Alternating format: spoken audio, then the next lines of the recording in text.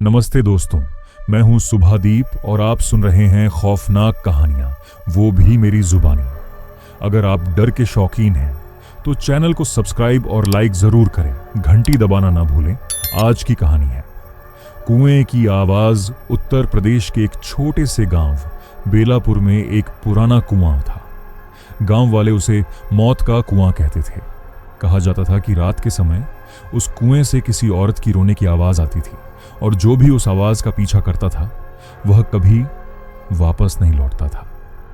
गांव के बुजुर्ग हमेशा बच्चों को चेतावनी देते थे, सूरज ढलने के बाद उस कुएं के पास मत जाना, वहां कोई तुम्हारा नाम लेकर बुलाएगा। यह लोक कथा कई डरावनी कहानियों और ग्रामीण मान्यताओं जैसी थी, जिनमें पुराने कुओं से रहस्यमयी फुसफुसाहटें सुनाई देने की बात कही जाती है।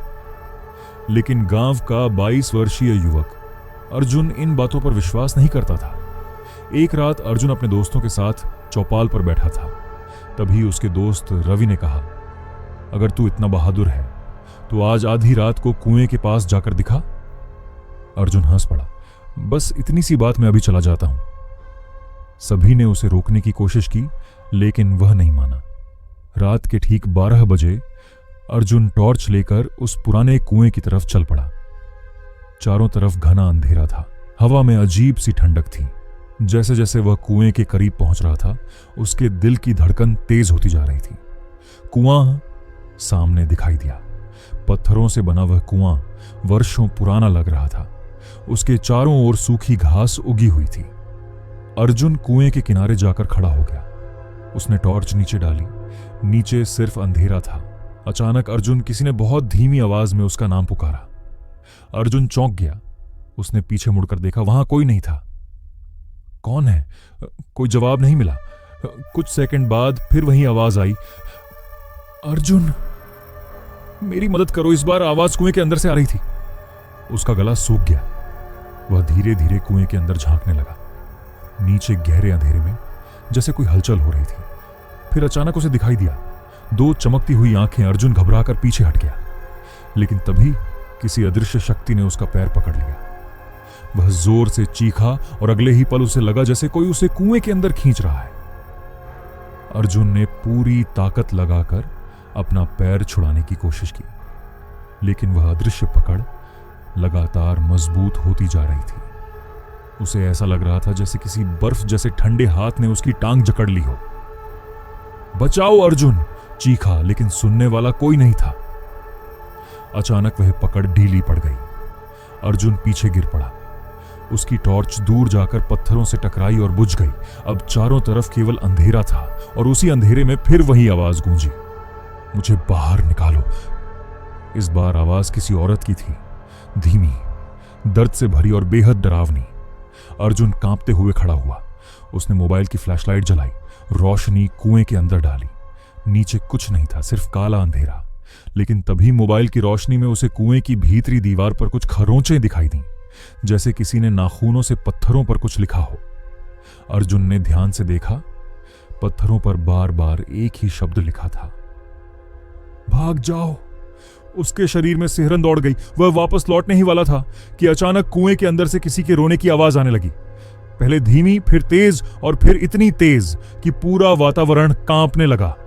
अर्जुन ने डरते हुए नीचे झांका और इस बार जो उसने देखा उससे उसकी सांस रुक गई। कुएं की गहराई में एक सफेद साड़ी पहने औरत खड़ी थी। उसके लंबे बाल चेहरे पर फैले हुए थे। वह धीरे धीरे अपना सिर ऊपर उठा रही थी। उसकी आंखें पूरी तरह काली थीं और उसके होंठों पर एक अजीब मुस्कान थी। अर्जुन डर के मारे पीछे हट गया, लेकिन तभी वह औरत बोलने लगी, तुम सुन सकते हो मुझे? आखिरकार कोई तो आया। अर्जुन कांपती आवाज में बोला, तुम कौन हो? औरत कुछ पल चुप रही, फिर बोली, मेरा नाम राधा था और इस गांव ने मुझे मार डाला था। इतना कहते ही अचानक कुएं के अंदर से दर्जनों हाथ निकलने लगे, सफेद सड़े हुए और खून से लथपथ। वे हाथ कुएं की दीवारों पर रेंगते हुए ऊपर आने लगे। अर्जुन भय से जड़ हो गया। फिर राधा की आवाज गूंजी, अब मेरी बारी है, और अगले ही क्षण वे सारे हाथ अर्जुन की तरफ बढ़ने लगे। दर्जनों सड़े हुए हाथ बिजली की गति से अर्जुन की ओर बढ़ने लगे। अर्जुन की चीख निकल गई। वह पलटकर भागा, लेकिन जैसे ही उसने कुछ कदम दौड़ने की कोशिश की, उसके पैरों के नीचे की जमीन अचानक नरम होने लगी। उसे ऐसा महसूस हुआ जैसे मिट्टी उसे अपने अंदर खींच रही हो। वह पूरी ताकत से बाहर निकलने की कोशिश करने लगा। तभी पीछे से राधा की भयानक हंसी गूंजी। भागकर कहां जाओगे अर्जुन? अब तुमने मुझे देख लिया है, अब मैं तुम्हें कभी नहीं छोड़ूंगी। अर्जुन ने डर के मारे पीछे देखा। कुएं के ऊपर अब राधा खड़ी थी। वह धीरे धीरे उसकी ओर बढ़ रही थी। उसके पैर जमीन को छू भी नहीं रहे थे, जैसे वह हवा में तैर रही हो। उसकी काली आंखों से खून की पतली धार बह रही थी।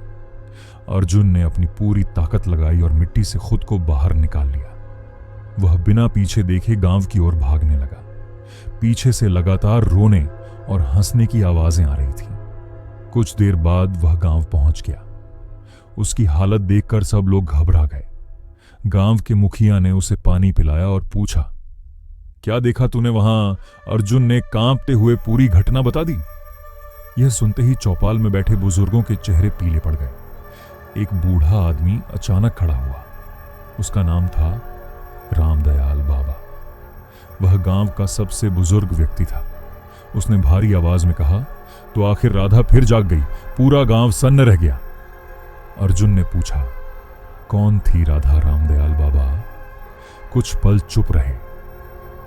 फिर उन्होंने 40 साल पुरानी कहानी सुनानी शुरू की। राधा का रहस्य। करीब 40 साल पहले राधा इसी गांव में रहती थी। वह बहुत सुंदर और दयालु लड़की थी, लेकिन गांव के कुछ लालची लोगों की नजर उसके परिवार की जमीन पर थी। उन्होंने झूठा आरोप लगाया कि राधा डायन है। डरे हुए ग्रामीणों ने बिना सच जाने उसकी बातों पर विश्वास कर लिया। एक अमावस्या की रात राधा को पकड़कर उसी पुराने कुएं के पास लाया गया। राधा रोती रही, गिड़गिड़ाती रही, लेकिन किसी ने उसकी बात नहीं सुनी और फिर उसे जिंदा कुएं में धक्का दे दिया गया। मरने से पहले उसने एक श्राप दिया था, जिसने भी मेरे साथ अन्याय किया है, उसकी आने वाली पीढ़ियां भी चैन से नहीं जी पाएंगी। उस रात के बाद से गांव में अजीब घटनाएं शुरू हो गईं। लोग गायब होने लगे, रात में रोने की आवाजें आने लगीं और कई लोगों ने कुएं के पास सफेद साड़ी वाली औरत को देखने का दावा किया। कहानी सुनकर अर्जुन का खून जम गया। तभी अचानक चौपाल के बाहर से किसी औरत के रोने की आवाज आई। सब लोग चुप हो गए। आवाज धीरे धीरे नजदीक आने लगी। मुझे बाहर निकालो, मुझे बाहर निकालो। अर्जुन का दिल जोर जोर से धड़कने लगा, क्योंकि वह वही आवाज थी जो उसने कुएं के अंदर सुनी थी। अचानक चौपाल का दरवाजा अपने आप खुल गया। ठंडी हवा का तेज झोंका अंदर आया और दरवाजे के बाहर सफेद साड़ी में कोई खड़ा था। उसका चेहरा बालों से ढका हुआ था, लेकिन उसकी काली आंखें अंधेरे में चमक रही थीं। राधा गांव में आ चुकी थी और इस बार वह किसी को लेने आई थी। चौपाल के दरवाजे पर खड़ी वह आकृति बिल्कुल स्थिर थी। सफेद साड़ी हवा में लहरा रही थी। उसके लंबे काले बाल चेहरे को ढके हुए थे, लेकिन उन बालों के बीच से झांकती काली आंखें हर किसी के दिल में डर भर रही थीं। कुछ क्षणों तक पूरा माहौल शांत रहा। फिर अचानक वह आकृति धीरे धीरे हंसने लगी, पहले धीमे, फिर जोर से, और फिर इतनी भयानक कि चौपाल की दीवारें तक कांप उठीं। गांव के कई लोग डर कर बाहर भाग गए, लेकिन रामदयाल बाबा वहीं खड़े रहे। उन्होंने कांपती आवाज में कहा, राधा, अब क्या चाहती हो? अचानक वह औरत बोल उठी, मुझे सिर्फ सच चाहिए। इतना कहते ही चौपाल के बीचों बीच एक भयंकर हवा का बवंडर उठ खड़ा हुआ। लालटेन बुझ गई, पूरा कमरा अंधेरे में डूब गया और उसी अंधेरे में किसी आदमी की दर्दनाक चीख गूंजी। जब कुछ लोगों ने हिम्मत करके टॉर्च जलाई तो देखा कि गांव का बूढ़ा जमींदार हरिराम जमीन पर पड़ा तड़प रहा था। उसकी आंखें भय से फैली हुई थीं। वह किसी अदृश्य चीज को देखकर कांप रहा था। फिर वह चिल्लाया, मुझे माफ कर दो राधा, पूरा गांव सन्न रह गया। हरिराम रोने लगा। हां, हमने झूठ बोला था। राधा डायन नहीं थी। हम उसकी जमीन हड़पना चाहते थे। यह सुनते ही लोगों के पैरों तले जमीन खिसक गई। सालों पुराना सच आखिर सामने आ चुका था। लेकिन तभी हरिराम की गर्दन अपने आप पीछे की ओर मुड़ने लगी। 1, 2, 3 और अगले ही पल उसकी गर्दन पूरी तरह घूम गई। उसकी दर्दनाक चीख पूरे गांव में गूंज उठी और फिर सब शांत हो गया। हरिराम मर चुका था। उसी समय चौपाल के बाहर खड़ी राधा की आकृति गायब हो गई, लेकिन खतरा अभी टला नहीं था। उस रात अर्जुन को नींद नहीं आई। वह बार बार राधा के शब्दों के बारे में सोचता रहा। मुझे सिर्फ सच चाहिए। उसे महसूस हुआ कि इस श्राप के पीछे कोई और बड़ा रहस्य छिपा है। सुबह होते ही वह रामदयाल बाबा के घर पहुंचा। बाबा पहले से उसकी प्रतीक्षा कर रहे थे। उन्होंने एक पुराना लकड़ी का संदूक निकाला। संदूक के अंदर एक फटी हुई डायरी रखी थी। यह राधा की डायरी है, बाबा ने कहा। मुझे यह कई साल पहले कुएं के पास मिली थी। अर्जुन ने डायरी खोली। उसके आखिरी पन्ने पर कांपते हाथों से लिखा था, मैं अकेली नहीं मरूंगी। जिस रात मुझे कुएं में फेंका जाएगा, उसी रात एक और मासूम की बलि दी जाएगी। वह बच्ची अभी भी कुएं में कैद है। अर्जुन की आंखें फैल गईं। बच्ची रामदयाल बाबा का चेहरा पीला पड़ गया। गांव वालों ने सिर्फ राधा को नहीं मारा था, उसकी 6 साल की छोटी बहन गौरी भी उसी रात गायब हो गई थी। अर्जुन के हाथ कांपने लगे। अगर गौरी की आत्मा अभी भी कुएं में कैद थी, तो शायद वही असली कारण था कि श्राप खत्म नहीं हो रहा था। तभी अचानक डायरी के आखिरी पन्ने पर अपने आप नए शब्द उभरने लगे। लाल रंग के अक्षर, मानो किसी ने ताजे खून से लिखे हों। अमावस्या की रात कुएं में आओ, सच का आखिरी दरवाजा वहीं खुलेगा। अर्जुन और रामदयाल बाबा एक दूसरे को देखने लगे, क्योंकि अगली रात अमावस्या थी और उन्हें पता था कि अब उन्हें उस कुएं के पास वापस जाना ही होगा। लेकिन उन्हें नहीं पता था कि कुएं के नीचे उनका इंतजार केवल राधा नहीं, बल्कि उससे भी कहीं ज्यादा भयानक चीज कर रही थी। अमावस्या की रात आ चुकी थी। पूरा गांव अंधेरे में डूबा हुआ था। आसमान में चांद का नामो निशान नहीं था। हवा में अजीब सी बेचैनी थी, मानो प्रकृति भी किसी अनहोनी की चेतावनी दे रही हो। रात के 11 बजे अर्जुन और रामदयाल बाबा पुराने कुएं की ओर निकल पड़े। बाबा के हाथ में एक पुरानी लालटेन थी और अर्जुन के हाथ में टॉर्च। जैसे जैसे वे कुएं के करीब पहुंचते गए, आसपास का तापमान गिरने लगा। उनकी सांसों से धुआं निकलने लगा। अचानक उन्हें बच्चों के हंसने की आवाज सुनाई दी। दोनों रुक गए। आवाज कुएं के अंदर से आ रही थी, लेकिन वह हंसी सामान्य नहीं थी। उसमें दर्द था, पीड़ा थी और एक अजीब सी बेचैनी थी। अर्जुन ने टॉर्च की रोशनी कुएं के अंदर डाली और जो उसने देखा, उससे उसके रोंगटे खड़े हो गए। कुएं की दीवारों पर सैकड़ों छोटे छोटे हाथों के निशान बने हुए थे, मानो दर्जनों बच्चे वहां से बाहर निकलने की कोशिश कर रहे हों। तभी कुएं की गहराई से एक मासूम आवाज सुनाई दी, दीदी, मुझे यहां से निकालो। रामदयाल बाबा का चेहरा पीला पड़ गया। गौरी। अचानक कुएं का पानी उबलने लगा, बुलबुले उठने लगे और फिर पानी के बीच से एक छोटी बच्ची की आकृति दिखाई दी। उसकी उम्र लगभग 6 साल थी। सफेद फ्रॉक पहने हुए, चेहरा मासूम, लेकिन आंखें पूरी तरह काली। वह धीरे धीरे ऊपर देखने लगी। दीदी कहां है? उसने पूछा। तभी अचानक पूरा कुआं कांप उठा। धरती हिलने लगी और कुएं के पीछे खड़े पुराने बरगद के पेड़ से किसी के उतरने की आवाज आई। अर्जुन ने पीछे मुड़कर देखा। उसका दिल बैठ गया। वहां राधा खड़ी थी, लेकिन इस बार वह पहले जैसी नहीं दिख रही थी। उसका चेहरा आधा जला हुआ था, आंखों से खून बह रहा था और उसके पीछे दर्जनों भटकती आत्माएं खड़ी थीं। राधा ने अर्जुन को देखा, फिर बोली, मेरी बहन को मुक्त करो, तभी यह श्राप समाप्त होगा। अर्जुन ने कांपते हुए पूछा। कैसे? राधा ने कुएं की ओर इशारा किया। नीचे सच दफन है, उसे बाहर लाना होगा। अर्जुन ने साहस जुटाया। कुएं के अंदर उतरने के लिए पुरानी रस्सी बांधी गई। रामदयाल बाबा ऊपर ही रहे और अर्जुन धीरे धीरे कुएं के अंदर उतरने लगा। जैसे जैसे वह नीचे जा रहा था, रोने और फुसफुसाने की आवाजें तेज होती जा रही थी। कुछ मिनट बाद वह तलहटी तक पहुंच गया। वहां कीचड़, हड्डियां और पुराने कपड़ों के टुकड़े बिखरे पड़े थे। अचानक उसकी नजर एक लोहे के संदूक पर पड़ी। वह आधा मिट्टी में दबा हुआ था। अर्जुन ने बड़ी मुश्किल से उसे बाहर निकाला।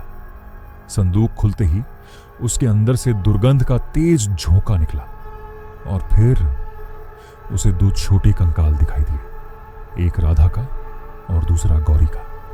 लेकिन उसी क्षण संदूक के नीचे से एक तीसरा कंकाल भी दिखाई दिया। उसकी खोपड़ी पर अजीब तांत्रिक निशान बने हुए थे।